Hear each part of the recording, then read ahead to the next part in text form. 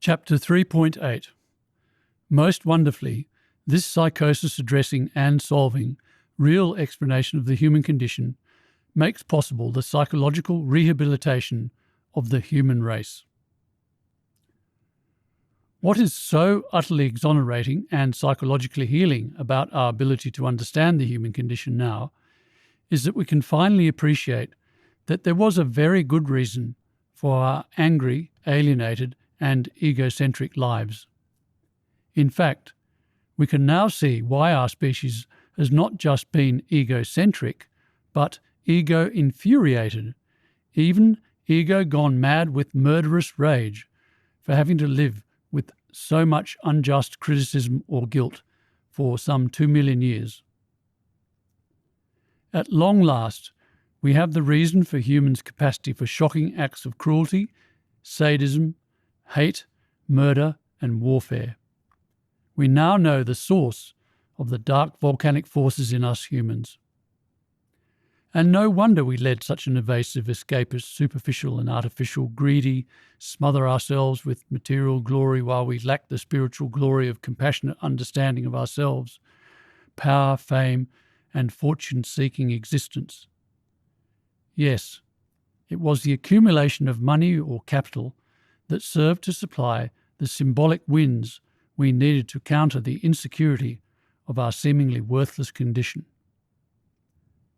And indeed, the so-called 7 deadly sins of the human condition, of lust, anger, pride, envy, covetousness, gluttony, and sloth, are all just different manifestations of the 3 fundamental upsets of anger, egocentricity, and alienation that unavoidably emerged when humans became fully conscious and had to set out in search of knowledge in the presence of unjustly condemning instincts.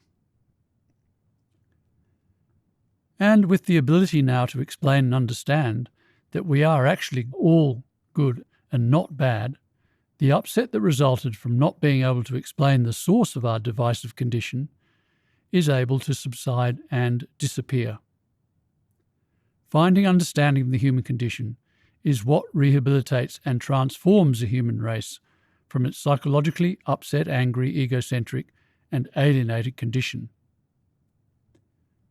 The word psychiatry literally means soul healing, derived as it is from psyche, meaning soul, and aitreia, which according to the Encyclopedic World Dictionary means healing. But never before have we been able to heal our soul, explain to our original instinctive self or soul that our fully conscious, thinking self is good and not bad, and by so doing reconcile and heal our split selves. As Professor Harry Prosen has said about the psychological effect of this all-loving, all-compassionate understanding of ourselves, I have no doubt this biological explanation of the human condition is the holy grail of insight we have sought for the psychological rehabilitation of the human race.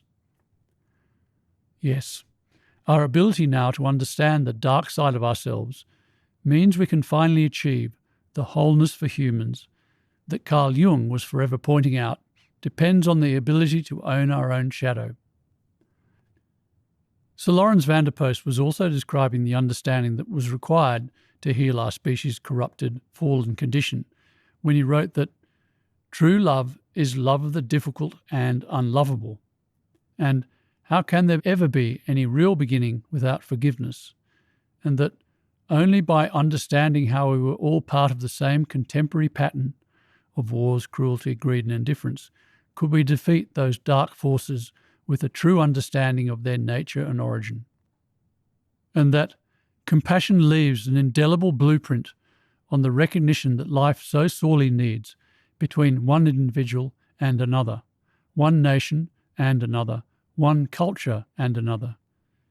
It is also valid for the road which our spirit should be building now for crossing the historical abyss that separates us from a truly contemporary vision of life, and the increase of life and meaning that awaits us in the future. Yes, one day there had to be, to quote the Rolling Stones lyrics "Sympathy for the Devil," one day we had to find the reconciling, compassionate, healing understanding of the dark side of human nature. One day, the marriage of heaven and hell, as William Blake titled his famous 1790 book, had to occur. This explanation is immensely positively reinforcing and thus therapeutic because we can now understand that humans are nothing less than the heroes of the story of life on Earth. This is the fundamental truth that, as I said in chapter 2.8, we humans hoped and believed we would one day establish, and now have. Despite all appearances to the contrary, despite our anger, egocentricity and alienation, humans are the most wonderful beings. In fact, if there is a word such as divine that can be applied to mortals, then we can now see that it truly does belong to us humans. Because to withstand 2 million years of the injustice that we have had to endure, and still be on our feet, still be able to laugh, still be able to smack each other in the back with encouragement, still be able to carry on, get out of bed each day and face life under the duress of the human condition, we must be the most magnificent of organisms. Truly, as Camus wrote in 1944, man's greatness lies in his decision to be stronger than his condition. To not give in to the possibility he famously described in his 1942 essay, The Myth of Sisyphus, that there is but one truly serious philosophical problem, and that is suicide. Judging whether life, under the duress of the human condition, is or is not worth living. This fact of the utter magnificence of the human race, that we can now understand and know is true, rather than merely hope it is so, brings such intense relief to our angst-ridden cells, limbs and torsos that it will feel as though we have thrown off a shroud of heavy chains. The great, heavy burden of guilt has finally been lifted from the shoulders of humans. Yes, doesn't the core feeling exist in all humans that far from being meaningless, banishment-deserving, evil blights on this planet, we are all immense heroes? Doesn't this explanation at last make sense of all humans' immensely courageous and defiant attitude? And won't this explanation bring deep, bone-draining relief to the whole of each person's being? Yes, this explanation, this understanding of the human condition, provides the insight we have sought for the psychological rehabilitation of the human race, as Professor Prozan said it would. It enables us to see that our divisive human nature was not an unchangeable or immutable state, as many people came to believe it is, and which E.O. Wilson's multi-level selection theory for eusociality deems it to be, but the result of the human condition, our inability to understand ourselves, and, as such, it can dissipate now that we have found that understanding. Importantly, this understanding of why we became upset as a species doesn't condone or sanction evil. Rather, through bringing understanding to humans' upset behaviour, it gives us the power to ameliorate and thus subside and ultimately eliminate it. Evil, humans' divisive behaviour, was a result of a conflict and insecurity within us that arose from the dilemma of the human condition. So once you resolve the dilemma, you end the conflict and insecurity. Peace could only come to our troubled, divisive state and world through removing the underlying insecurity of our condition. With our ego or sense of self-worth satisfied at the most fundamental level, our anger can now subside, and all our denials and resulting alienation can be dismantled. From having lived in a dark, cave-like, depressed state of condemnation, and, as a result, had to repress, hide, and deny our true selves, we can at last, as the 1960s rock musical Hair sang, let the sunshine in. end our horrid existence of having to depend on denial to cope. The compassionate, understanding-based psychological rehabilitation of the human race, the transformation of all humans, truly can begin. Yes, finally, at last, we can, as Jim Morrison hoped when, as mentioned earlier, he sang of standing there on freedom's shore, waiting for the sun, waiting to tell me what went wrong, have day destroy the night and break on through to the other side, to a sound world free of alienated denial. A detailed description of how the transformation of the human race is now able to take place, such that every human can now immediately be free of the human condition, is presented in the concluding Chapter 9 of this book. As for the veracity of this explanation, it is precisely this explanation's ability to at last make relieving sense of human life, of all our behaviour, in fact, that lets us know that we have finally found the true explanation of the human condition. The great physicist Albert Einstein once wrote that truth is what stands the test of experience. And since this study and explanation is all about us, about our behaviour, we are in a position to personally experience its validity, to know if it's true or not. As a subject of this study, we can know if the ideas being put forward work or not, if these explanations do make sense of our deepest feelings, of our volcanic anger, of our lonely estranged souls, of our insecure state, yet core belief that we are wonderful beings, etc., etc., as, in fact, they do. Moreover, these explanations are so powerfully insightful, accountable, and revealing, so true, that they render our lives transparent. A transparency, a sudden exposure, that can initially be overwhelmingly confronting and depressing. But there is a way, an absolutely wonderful, joyous way, to cope with the arrival of Exposure Day, or Transparency Day, or Revelation Day, or Truth Day, or Honesty Day.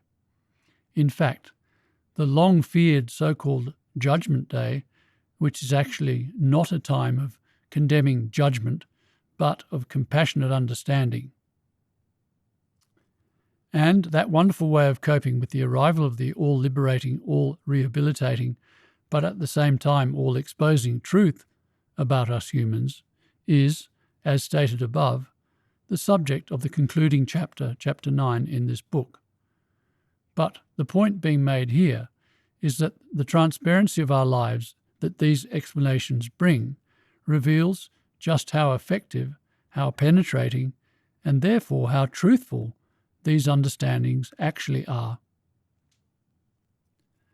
So, we can see that as dishonest as it necessarily was in its approach, mechanistic reductionist science turns out to be the liberator of humanity, the proverbial messiah or saviour of humanity, for it has finally enabled us to lift the so-called burden of guilt from the human race. It found understanding of the difference in the way nerves and genes process information, that one is insightful and the other isn't, which has finally made it possible to explain that greatest of all mysteries, that holy grail of all human conscious thought and inquiry of the human condition. As was mentioned in paragraph 245, the fundamental conflict involved in our condition between our innocent instinctive self and our conscious self was described as far back as when Genesis was written by Moses, and Plato presented his allegory of the two-horse chariot. But we couldn't explain that conflicted state until science found understanding of the different ways genes and nerves process information. Significantly, now that we are able to understand from scientific first principles that upset is not an evil, worthless, bad state, but an immensely heroic state, we can know that while inevitably all humans are variously upset from their different encounters with and degrees of engagement in humanity's epic search to find knowledge, all humans are equally good. Everyone is variously angry, egocentric and alienated, but everyone is good.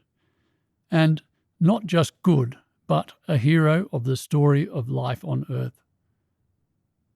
No longer does humanity have to rely on dogmatic assertions that all men are created equal purely on the basis that it is a self-evident truth, as the United States Declaration of Independence asserts, because we can now explain, understand, and know that the equality of goodness of all humans is a fundamental truth.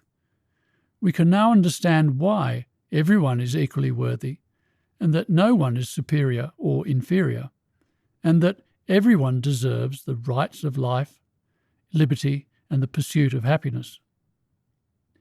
Indeed, through this understanding, the whole concept of good and bad disappears from our conceptualization of ourselves. Compassionate, relieving truth and honesty about humans has finally arrived. Religions have taught us that God loves you, and while that mantra has been comforting, ultimately we needed to understand why we were lovable. Again, the issue of who or what God is will be addressed in more detail in chapter 4.3. Similarly, the Bible states that the truth will set you free. And while we know this statement to be true, the problem has been that all the partial truths, such as that humans are the most brutal and destructive animals to ever walk the earth, condemned our upset state, fueling it further, which means that ultimately, for the truth to genuinely set us free, it had to be the full truth that explains why humans are all good and not bad. Yes, the human condition is certainly shot through with paradox. To become happy, we had to first endure unhappiness. We appeared to be bad, but believe we were good. We are intelligent, smart, and clever, but, by all appearances, behave in such an unintelligent, stupid way that we have brought the world to the brink of destruction. But most wonderfully, we at last have the understanding that reconciles not just these, but all the polarities of life that existed under the duress of the human condition, between good and evil, instinct and intellect, emotion and reason, conscience and conscious, ignorance and wisdom, soul and mind, heart and head, I feel and I think, yin and yang, light and dark, the innocent and the corrupted, the unembattled and the battle-hardened, the selfless and the selfish, the happy and the upset, the light-hearted and the heavy-hearted, the cooperative and the competitive, the integrative and the divisive, the godly and the ungodly, the gentle and the aggressive, the loving and the hateful, the sound and the alienated, the secure and the insecure, the honest and the dishonest, the natural and the artificial, the non-sexual and the sexual. Sex as humans practice it is explained in chapter 8.11b. Altruism and egotism, idealism and realism, spiritualism and materialism, socialism and capitalism, left wing and right wing, instinctualism and intellectualism, religion and science, holism and mechanism, young and old, women and men. The different roles of women and men under the duress of the human condition is also explained in chapter 8.11b. Blacks and whites, the differences in upset between races is explained in chapter 8.16e. Unresigned and resigned, country and city, etc., etc., etc. The explanation of the human condition unravels and makes sense of the whole seemingly impenetrable and insoluble confusion of human life, and does so in such a simple and obvious way that it brings to mind Huxley's famous response to Darwin's idea of natural selection.